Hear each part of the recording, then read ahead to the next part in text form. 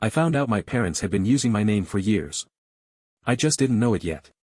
Everything seemed normal while I was in university.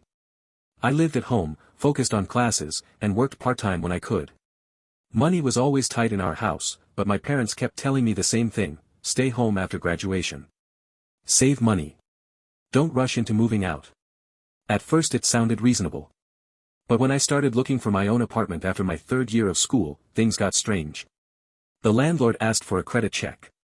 That's when my parents suddenly panicked. They told me moving out would be a huge mistake.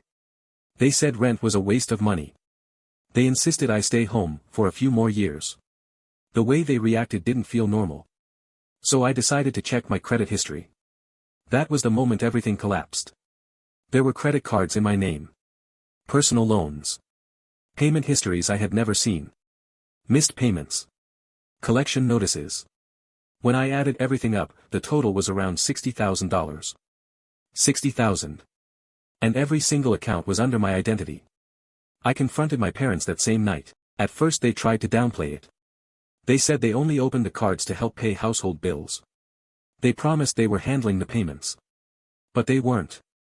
When I told them they needed to fix the debt immediately, the conversation turned ugly. They said they couldn't afford to pay it off. And they reminded me that it was their house, which meant I had no right to make demands. That's when I realized something. They weren't planning to solve this. They were planning for me to stay home long enough that the problem would somehow disappear. So I called my aunt and asked if I could stay with her for a while. She asked why. I explained everything. There was a long silence on the phone. Then she told me something I'll never forget. Some parents ruin their kids' futures, she said. And some kids are too afraid to stop them. That sentence stayed in my head all night.